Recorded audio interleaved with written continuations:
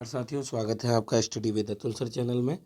और आज मैं आपको प्रश्नावली 3.5 के बचे हुए 2 पार्ट जो है वो बता रहा हूँ। ध्यान देंगे साथियों। देखिए, इसमें लिखा है निम्नलिखित रैखिक समीकरणों के युग्म में से किसका एक अद्वितीय हल है, किसका कोई हल नहीं है, या किसके अपरिमित रूप से अनेक हल हैं। अद्वितीय हल की स्थिति में उसे बीजगुणन विधि से ज्ञात कीजिए। देखिए, पहला पार्ट है हमारा x-3y-3 बराबर 0 और 3x-9y-2 बराबर 0। ये हमारा पहला पार्ट है। दूसरा पार्ट है 2x प्लस वाई बराबर 5, 3x प्लस 2y बराबर 8। ये हमारा हो गया दूसरा पार्ट। साथियों देखिए, ये 2 पार्ट तो मैंने आपको इससे पहले वाले वीडियो में करा रखे थे। अब ये देखिए तीसरा पार्ट है 3x-5y बराबर 20, 6x-10y बराबर 40। और चौथा पार्ट है हमारा x-3y-7 बराबर 0 और 3x-3y-15 बराबर 0।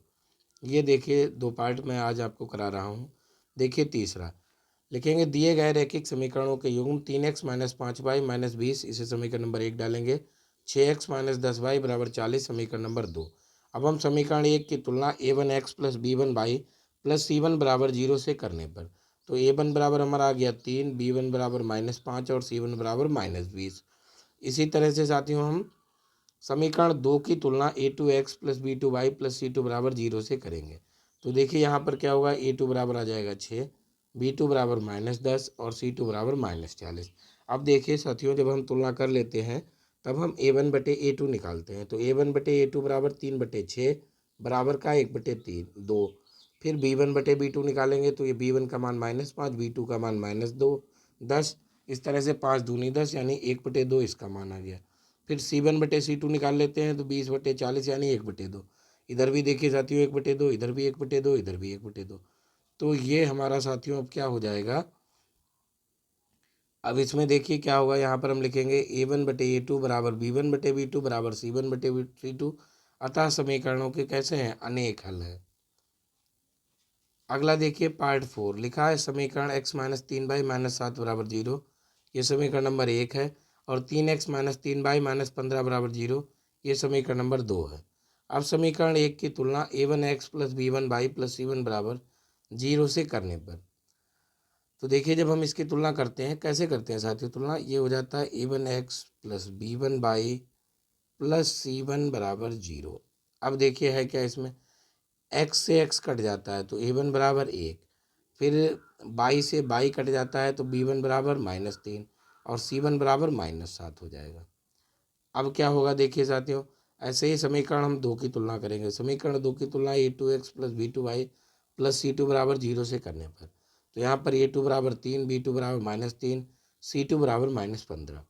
अब हम a1 बटे a2 लिखते हैं जो कि हमारा 1 बटे 3 आएगा, b1 बटे b2 लिखते हैं -3 बटे -3 आएगा, और c1 बटे c2 लिखते हैं तो -7 बटे -15 आ गया साथियों। देखिए अब यहाँ पर a1 बटे a2 बराबर नहीं है b1 बटे b2 बराबर नहीं है c1 बटे c2, अतः समीकरण के अपरिमित रूप से अनेक हल है। अब x y और 1 लिखेंगे, ये हमने x लिख दिया, ये y लिख दिया और 1 लिख दिया। x के नीचे x वाले गुणांक यानी 1 और 3, y के नीचे y वाले गुणांक, z के नीचे z वाले गुणांक हम लिख देते हैं।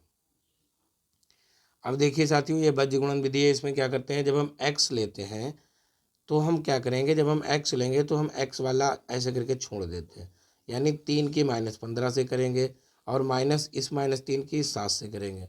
हमने लिख दिया यही x बटे -3 गुणे -15 माइनस -3 गुणे -7 बराबर बाई लेंगे साथियों। अब हम देखिए, अगर हम बाई लेते हैं तो बाई वाला छोड़ देंगे, तो इसमें क्या हो जाएगा, 3 की करेंगे।